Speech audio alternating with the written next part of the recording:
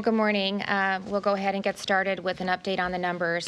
Today, we had 107 new positive cases for a total of 3,748 positive cases. We had no new counties, so we have a total of 84 counties.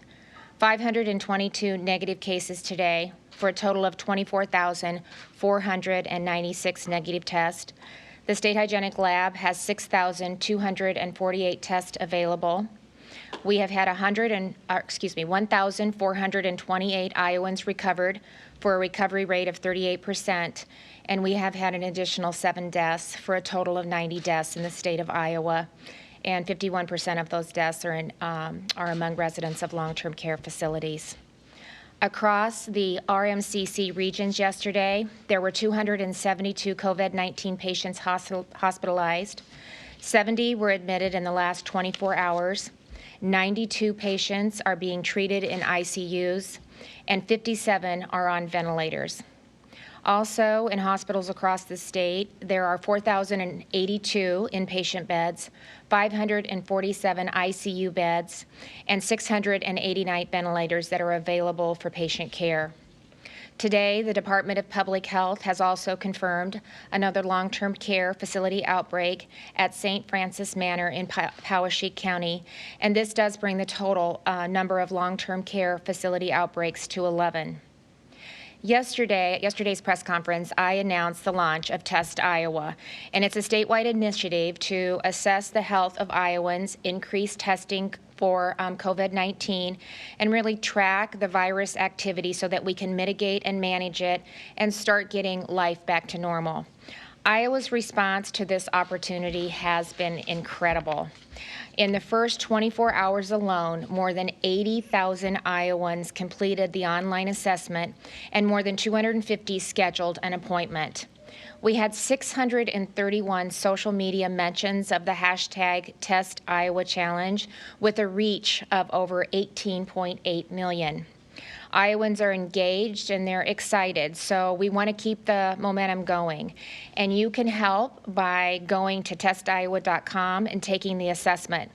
It's really the first step to understanding more about the virus activity in Iowa, again, what we can do to mitigate and start to manage it so that we can open businesses back up, get life back to normal, but do it in a very safe and responsible manner. Our first drive-through testing site opens on Saturday at the Iowa Event Center, the north parking lot in downtown Des Moines. And we're identifying locations now for additional sites in other communities across the state. We want to reach as many Iowans as possible, and at this time, Test Iowa is being prioritized for those who currently have symptoms, have interacted with someone who have already tested positive, or have recently visited places where COVID-19 is more widespread. So if you work in healthcare, law enforcement, manufacturing, or other essential services, please complete the assessment. It is critical for all Iowans that you stay healthy and well, and this again will help us kind of understand the scope and spread of the virus and help see if our workforce have symptoms. We can get them the test and get them back online. So we would encourage our first responders and healthcare workers and essential workers take the test. If you don't qualify for testing after completing the assessment the first time, that doesn't mean that you won't qualify later. So if you develop mild symptoms, or you begin feeling ill, or if you become aware that someone that you've been in contact with has had COVID-19, then take the assessment again. So this is really a way to manage your health care through the Assessment and Test Iowa app. Your health can change day to day, and there's no limit to how many times you can complete the assessment. But the assessment, it's not a replacement for your health care provider, so just remember that if you are sick and you need medical attention, you need to call your doctor. So be sure and follow through what we've been telling you to do, and this is just another tool to help us mitigate and manage the spread. As you are aware, the Department of Public Health is closely monitoring our long-term care facilities and communities with increasing virus activity or confirmed outbreaks. And they really have, from the very beginning, taking have been taking proactive measures to protect staff as well as residents.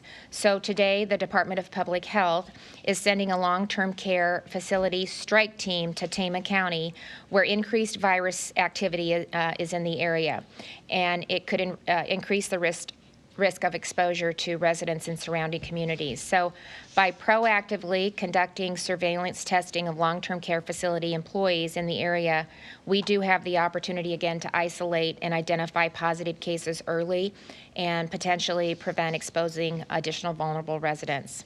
The team of nurses, with the support of the Iowa National Guard, will conduct diagnostic and serologic testing for all staff members of the long-term care facilities in the area.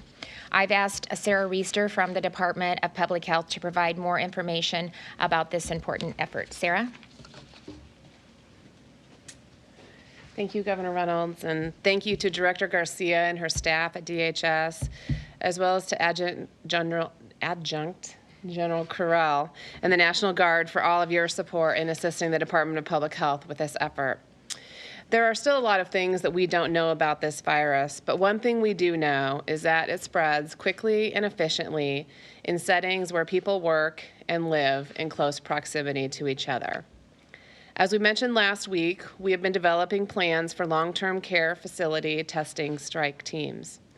The goal of these teams is to provide support for long-term care facilities and their staff, and to prevent the spread of the virus in order to protect the people who live and work in these facilities.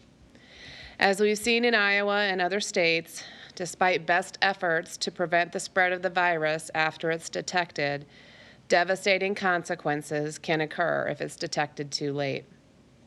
We want to do everything we can to prevent those tragedies from happening. Our department and local public health agencies have been working with the long-term care facilities throughout our state for months now to prevent the virus from entering these facilities where some of our most vulnerable Iowans live. We are taking the next step today by sending a long-term care facility testing strike team to Tama County, where we have seen positive COVID-19 case counts increasing. The goal of this long-term care facility strike team is to offer COVID-19 testing to employees of long-term care facilities in Tama County, some of the many heroes on our front lines. All employees of the long-term care facilities in Tama County have been invited to participate. The testing site has been carefully planned to prevent transmission of the virus during testing. It is occurring at an off-site location, and employees will be offered both diagnostic and serology testing, as Governor Reynolds mentioned. Diagnostic testing will let employees know whether they currently have the virus, and it will allow facilities to take proactive measures to prevent the spread of the virus if they do have staff who are currently positive. Serology testing is intended to let employees know whether they have already had the virus. Again, there are a lot of things that we don't know about this virus, one of which is whether a previous infection actually provides immunity from reinfection. And the other is, if we do get immunity once we have the virus, how long does the immunity last? The serology testing will help us learn more about how many people have already been infected and either were asymptomatic and did not know they had contracted the virus, or who experienced mild illness and were able to recover. The long-term care testing strike team operation in Tama County will be happening today and tomorrow. The National Guard will be providing logistical support for the testing event, and the Department of Human Services nurses will be conducting the testing. The National Guard will also be assisting in transporting supplies to the State Hygienic Laboratory. Supplies and samples, sorry. The operation will occur today from 1 p.m. till 8 p.m. and tomorrow from 7 a.m. until 5 p.m. Again, all employees will be given the option of diagnostic and/or serology testing. Those coming for a test will be asked to wear a mask or a face covering, and all personnel staffing the event will be provided with appropriate personal protective equipment, or PPE. At this time, we anticipate testing more than 200 staff that work in Tama County's long-term care facilities. These types of testing events are an important step in a continually evolving response to this global pandemic. We want Iowans to understand that through events like this one in Tama County, and by increasing resources at the State Hygienic Lab and through efforts such as Test Iowa, launched yesterday, we're continuously working to provide more testing capacity for Iowans. Testing is just one component of the COVID-19 response. And in closing, I want to take another opportunity to thank Iowans for doing their part. Please continue to stay up to date with the latest public health news, stay home as much as possible, and leave only for essential errands. And if you do need to leave your home, please practice responsible social distancing. Thank you. Now I'll turn it back to you, Governor. Thank you, Sarah. And I do want to thank everyone that's been involved in making this possible. It's so important that we take every precaution that we can to protect our long-term care facilities. I also want to thank Homeland Security, Emergency and Management. Their EMAs are on the front line and a big part of this testing as well. So they're helping coordinate a lot of the interaction that's taking place at these sites and will be very, very instrumental moving forward too. So I inadvertently left them out, and I didn't mean to, because they've been very integral in being a part of this. I also want to clarify for the public that the testing that's happening in Tama County is specifically for the long-term care facility employees in that area. So it's not a Test Iowa drive-through site, and so it's not open for the public. But this is, as we collect the information, that allows us to really see where we need to do the Test Iowa drive-through sites, like the one that we'll be conducting at the event center on this weekend. So this is separate from that. We identified that this is an area that we should really, kind of with the increased number in positive cases, reach out and provide this type of testing. They're doing it through somewhat of an appointment basis, so we've been very systematic on how we're having the individuals, the staff and their family come through and do the testing. So again, if you're interested in being tested for COVID-19, go to testiowa.com for more information and complete the assessment. And as you've seen in recent days, the more tests we conduct, the more positive cases that we're going to identify. It's just the way that it's going to be, especially as we're doing some of these large testing events at some of the processing plants. So as our numbers have grown over the last week, so has the concern among Iowans. But I want to challenge that a little bit today. We've known for several weeks that substantial spread was occurring across the state, and we've taken significant mitigation measures to slow it because we knew it wasn't possible to stop it. So COVID-19, it is a part of our life, and we must learn how to live with it until a vaccine is available. The more we know through increased testing and contact tracing, the better that we can really target our response and mitigation efforts through comprehensive ways to manage the spread of the virus with speed and accuracy. And really, again, I want to just reiterate, begin to get life back to normal. So we're getting closer every day, but we aren't quite there yet. So we expect our numbers, and you're going to see that continue to increase over the next several days, especially as Test Iowa sites open and more Iowans are tested. But that really is a part of the narrative that we need to know, especially as we start talking about drilling down extra, working with areas that are potentially hotspots, and as we look to open up other areas of the state. So as Sarah said, we need to stay focused, continue to do your part, and together we will get through this, and we're going to be able to start opening Iowa back up. So with that, we'll go ahead and take questions. Governor, a couple testing questions. Yesterday, the Polk County Emergency Management Group met, and they're saying that the Tyson plant in Perry is not doing surveillance testing. Do you have any information on that? Will you ask them to do that? Are they doing that? So I think I don't know if they haven't done surveillance testing at the site. I think they've made their employees aware of where they can go to get tested. We'll be working with the Tyson plant in Waterloo, and we will be testing all of their employees there. I think they're anticipating starting that on Friday.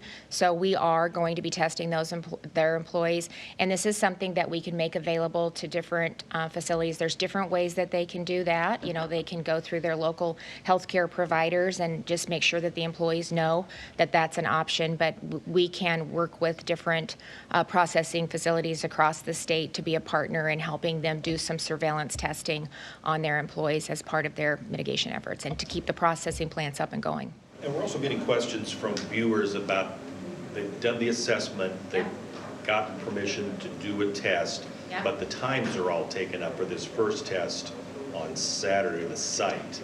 the Yeah. appointment times. Yep. And they're wondering when then how is that going to work? So we'll follow up. This is evolving, so this will be our first go at it. So we're going to learn a lot with both of these test sites that we're implementing today and Saturday. Saturday is the first Test Iowa drive-through site. So, but we will be following up with them, and we will be scheduling them a time, and we'll be doing that as sooner rather than later. So we just want to make sure that we can manage the people that are coming through. I think we're at 232, 242 is the numbers that we're at right now. And so, as I've said earlier, I mean, we'll have the capacity to significantly increase that once we start to, get the system, once this becomes operational. And with the Test Iowa assessment, obviously you need a computer. It also calls for a cell phone and an email address. How are you reaching Iowans who maybe don't have access to one or all of those things? Yeah, so if you don't have internet access right now, you can either go to 211 or you can call our office at 515-281-5211. Or always remember that if you're having symptoms and you're not feeling well, call your doctor or and walk through with them the assessment, and then they can help facilitate testing as well. So all of the above are areas that they can outreach and hopefully complete not only an assessment, but if they are symptomatic, then have the opportunity to do the testing. And we'll continue to, that will continue to evolve. But right now, those are 3 ways that they can complete that. And the Test Iowa assessment, like in normal times, it feels invasive. Not to put too fine of a point on it, like. How do you reach Iowans who maybe don't trust getting that level of information to the government? Well, we talked a lot yesterday about the security, and we own the data. It's secured by Qualtrics that has, have the, what do I want to say? The security at the highest standards. That's what I'm trying to say. ISO 27000 certification. It's protected by HIPAA. We own the data. Public Health are the ones that will be reviewing it. But we've put all kinds of protective measures in place to ensure Iowans that the information that they're providing is protected and will not be shared. And really, as they said yesterday on the call, there's really a processing company. So we're taking that data, we're aggregating it, and then utilizing it to set up test sites, to be able to make sure that we have sufficient PPE, to identify early on if we're starting to see a cluster or a significant hotspot, so we can get in there and see what it's attributed to. So it really allows us to more comprehensively, I think, address and get an overview of the state based on Iowans going in and taking the assessments. Is there any randomization of the information to make sure that it can't be tied back to individuals, Well, even on that's what I was going to say, and I stopped short of that. So they have it's a QRC code, and that's really the identifier going forward. So when they come in, it's not their name, it's not any of their personal information. It's a code that's assigned to them, and that's actually what's scanned when they come in to do the assessment, to actually take the test. What about on the data storage side? That's all within. We own the data, and it's ours. Did you have an additional question? Okay. And then to the long-term care strike force. Yeah. When will we know the results for those tests that are happening today and tomorrow? And will that information be made public and segmented out like you've been doing for the meat processing facilities? I assume, but it'll be 24 hours, I think, approximately. Yeah, so because the samples will be taken today and tomorrow, they'll go into the state hygienic lab. And so, how many they can run just kind of depends on how many samples they get in. We heard on the call with Dr. Pintel this morning that their samples really do ramp up on Thursdays and Fridays. So usually it takes 24 to 48 hours for us to get those results. And then we'll, certainly talk about the reporting piece of it and provide as much information as we can. All right, we're going to go to Rod over at the Gazette. Go ahead, Rod. Yes, thank you, Governor. Do your metrics still indicate Iowa's peak will occur by next week, or have you revised projections? And if so, how will that affect the April 30 deadline for your current emergency orders to expire? And have some regions outside the 8 counties considered hotspots with 70% of the positive cases already moved into the 14-day window recommended under the President's Open Up America phased plan? So we're going to continue to base our decisions based on data. That's what we've done all along. But with the information that we're gathering and with a lot of the mitigation efforts that we've put in place and Iowans really doing their part in responding, we are right now able to really kind of target where some of the hot spots are and what we're seeing happening with, long-term care facilities and then some of our processing plants. And so we're testing so we understand what the scope is in areas where those are located. But there are a whole lot of other areas of the state that are doing really, really well. And so we'll be able to look at the data from a statewide perspective, from a regional perspective, from a county perspective, right down to a community and a zip code.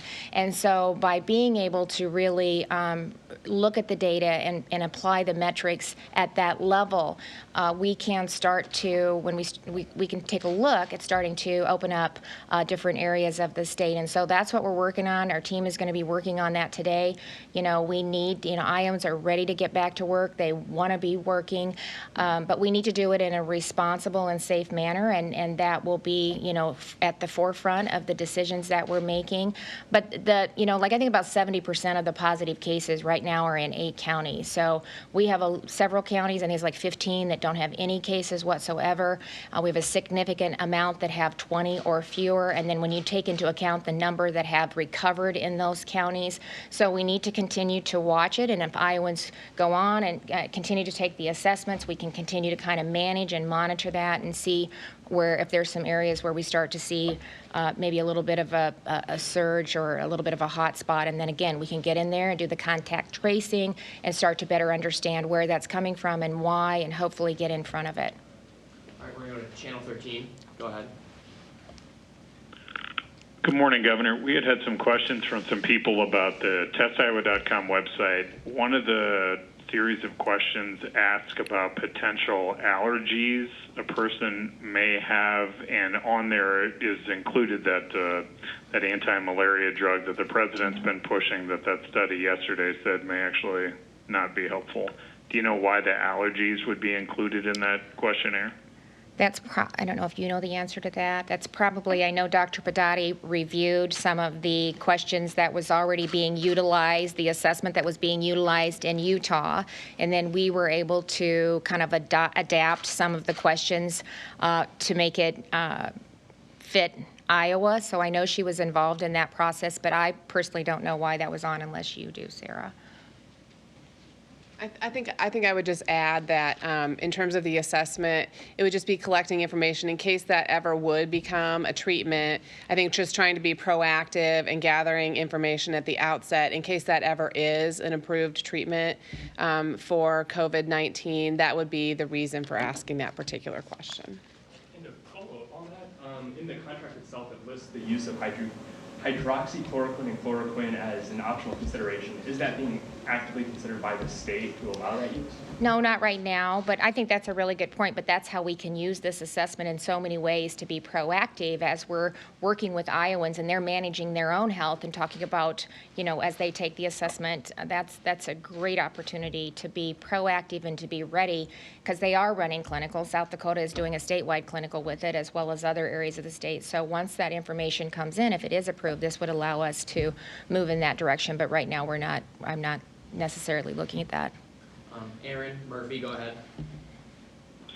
Thanks, Governor. Do you have any early data on how many people took the Test Iowa assessment in the first roughly 24 hours, and what share of respondents received a recommendation to get tested? Yeah, we'll give you more of those metrics tomorrow, but we have had over 80,000 Iowans already that have completed the assessment.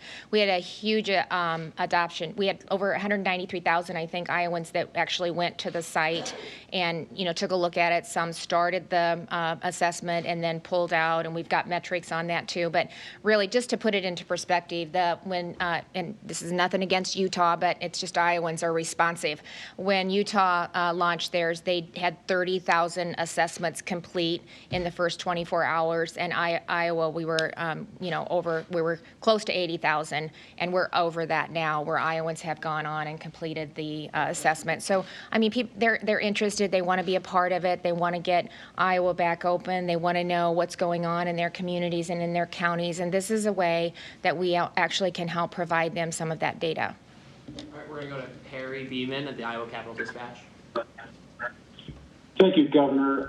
Regarding Test Iowa, do you know where your contractors are coming up with that many test kits? And also, how is the state hygienic lab becoming equipped to handle this extra volume? Well, actually, they provide all of the equipment and the test, and they've done that in the private sector, and we were able, and then they're actually setting up the equipment at the state hygienic lab in Iowa City. So they're, I think, working on that today. We hope to have that done, at least the parameters set up by the end of the day. But that is all provided through the contract with Nomi Health, Qualtrics, and Domo does the front facing of the website. But through Nomi Health, all of that is provided through the equipment, through the contract. All right, we're going to go to Jared at the Carroll Times. Hi, Governor. Regarding the lack of cases in western Iowa, does that mean we might not see the same number of infections as eastern Iowa, or does it mean we're just delayed and that delay might complicate the lifting of restrictions on businesses and social gatherings? Well, hopefully it's well, why don't I let you, Sarah, talk about the numbers? I was going to say, I mean, I think that, and I think that's about what the governor was just about to say, which is that, we think that the virus has been spreading in our communities now for a couple of months. And so I think that probably what that reflects is that that particular area of the state is doing a good job of staying at home when they can and social distancing when they do need to go out and be out and about and leave their house for essential errands. And so I think that could be a reflection of just that Iowans are doing their part and they're staying home and they're taking the governor's recommendations and public health recommendations seriously. So we thank you. All right, we got time for two more questions. Associated Press, go ahead. Thank you. Governor, your April 16th order that banned social gatherings in northeastern Iowa had a clause that barred local officials from closing businesses that they believe are unsafe for workers. It gave that power to the Iowa Department of Public Health. Why should the state and not local officials be in charge of those decisions? And should you have acted sooner related to the Tyson plant in Waterloo? Well, first of all along, we've been basing our decisions based on data that's been provided. We have worked extensively with the Iowa Department of Public Health and their epidemiology team in conjunction with the CDC, and each one, the epidemiology team, the Department of Public Health, CDC, have worked in consultation with their counterparts in states all across this country. This is an unprecedented virus. This is evolving on a daily basis. Every day we learn something new. Every day we have more access to testing, to different types of testing, to high throughput testing, to addressing some of the PPE issues, and making sure that we're doing everything that we can to protect the health and safety of Iowans. So we could probably there's always more we could have done, but I think we've been tried to be very proactive. We've tried to reach out to the businesses and to the long-term care facilities and to do everything that we could to not only protect the most vulnerable, but to make sure that we were protecting our healthcare workers, our first responders, those essential workers that are on the front lines. The way that we really put the RMCCs in place and took a regional approach to make sure that we could be prepared in case we did see a surge in cases, so we wouldn't overwhelm and collapse our healthcare systems. We are demonstrating, I believe, on a daily basis, based on what Iowans have done and how they have been responsive, that we are in really good shape when it comes to beds and ICU beds and ventilators. And that's a reflection of Iowans listening and listening and applying the mitigation efforts that we put in place. And hopefully that has flattened the curve. It has reduced overwhelming our healthcare system. It's bought us time so that we can continue to increase the PPE supply. We're seeing more and more more of that come online. And so every day we're making significant advances, I believe, in addressing COVID-19, and to the point where we're going to start talking about how we can open things up in this state based on what we've been able to do and based on what we've put in place. And so I know Iowans are ready for that. We'll do it in a responsible and safe manner, but we are looking at how we can start that process. Last question, Rachel, Channel 5. Good morning, Governor. We are curious where the medical personnel and PPE are coming from to staff the pop-up sites. Is it coming out of the national or our supply? A lot of it would be coming out of the state supply, yeah, for the PPEs to do that. Oh, okay. They are also providing that. Well, I'm learning every day right in front of Iowans. So they are actually providing some of the PPE too. They're doing all the supplies, and then we're asking people to come to wear a mask. So we also have an obligation to be a part of it, but they are providing the supplies as well. So just before I close, really quick, there's one other thing that I'd really like to say a big thank you for, and that is I want to thank Iowa PBS for providing Spanish translation of these press conferences going forward. So they have been an incredible partner, and I just want to thank you for making this information available to even more Iowans. So thank you for being a partner through all of this and all that you're doing to make sure that we can get the information out to Iowans. I appreciate it very much. Thank you.